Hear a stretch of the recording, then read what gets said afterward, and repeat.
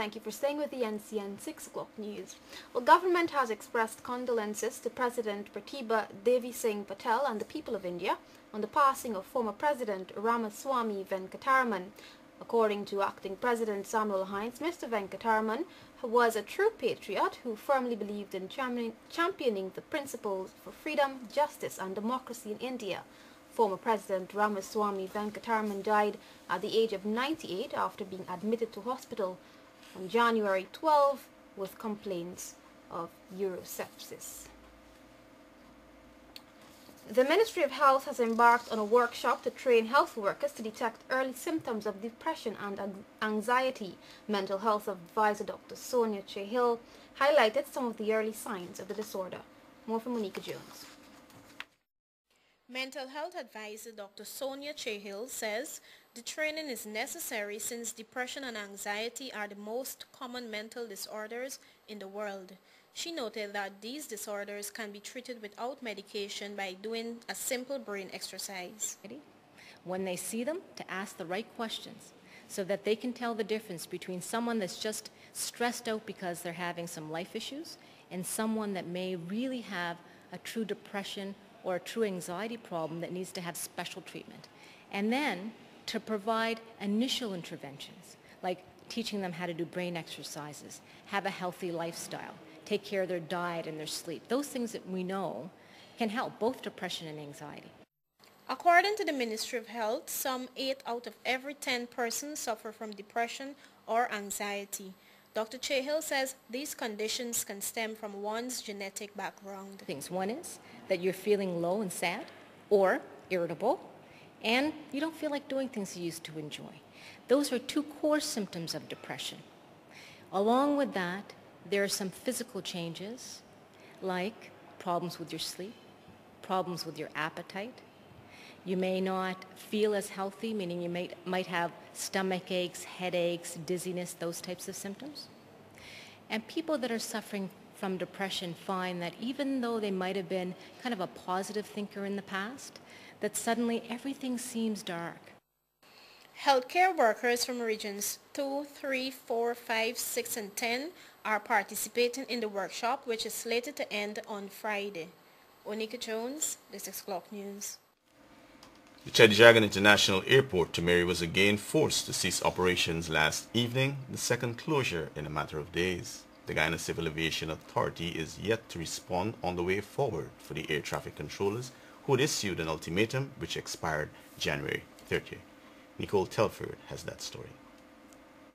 The Guyana Civil Aviation Authority had promised that should strike action taken by air traffic controllers, there would have been an alternative plan. The Cheddi Jagan International Airport was, however, forced to close for 5 hours on Friday and 9 hours last night after air traffic controllers refused to man operations. Well, we have a contingency plan where the senior officers will man the facilities, but that will be for a limited period. Normally we have 3 shifts in the control tower and the area control center, and 1 at Ogle on a daily basis. And the also, contingency plan comprises of? Well, it's the senior officers of the authority.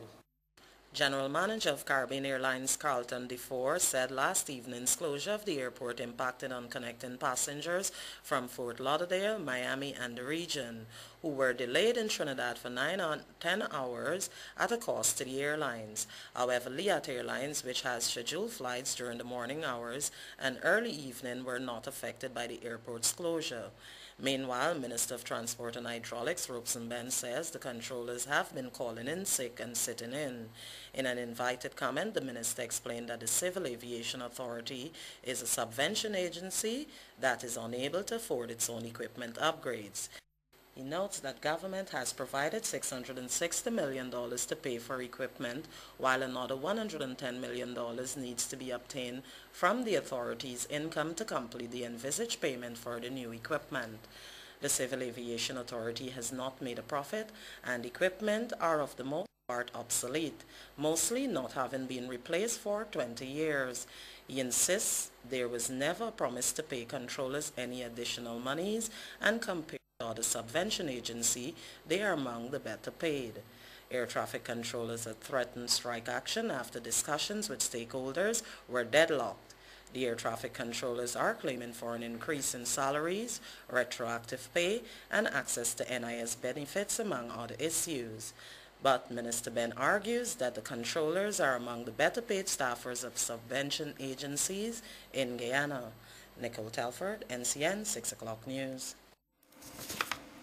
Minister of Housing and Water Irfan Ali has assured consumers in Berbice that there will be no increase in water rates.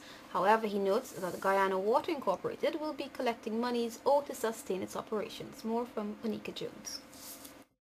Minister of Housing and Water Irfan Ali visited the Bushlot and Waterloo communities in Berbice on Sunday to address concerns and garner feedback on critical issues surrounding housing and water supply. He informed residents that GWI will be embarking on an aggressive campaign to collect revenue and urged them to pay their water rates. I want to work out a system with people as to what is the best way you can pay. Even if you have an annual rate that you have to pay, if you want to pay it every month, every quarter, we will go through that with you. So that we want to facilitate you.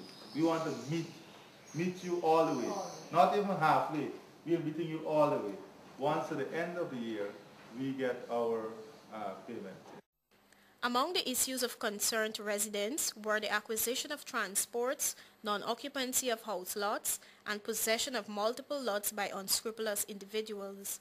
Minister Ali says mechanisms will be implemented to ensure that these matters are appropriately dealt with. He noted too that by year-end, work will commence on the development of some 300 house lots in Bath settlement. With that 331 house lots that we're going to develop under the LIS Phase 2, that is the Phase 3 of Bath, we are convinced, based on the applications we have in the system, that we would have been able to completely met the needs of Region 5 in terms of house lot. GWI CEO Karen Singh indicated that some $25 million will be spent to upgrade and link the Bath settlement with transmission lines to serve the new housing areas that are being developed. Onika Jones, the 6 o'clock news. Thank you, Anika. Well, in some news just coming to hand, CARICOM is preparing for the launch of the Caribbean Aviation Safety and Security Oversight System that provides the platform for establishing a regional civil aviation authority. Acting President Samuel Hines will deliver the feature address at the ceremony here on Wednesday. The system will assist aviation authorities in member states to meet their obligations as contracting states to the Convention on International Civil Aviation. This is to achieve and maintain full compliance with the International Civil Aviation Organization standards and recommended practices. The launch will attract directors of civil aviation from across the region, along with representatives from aviation and government agencies, including regional airlines and the United States Federal Aviation Administration.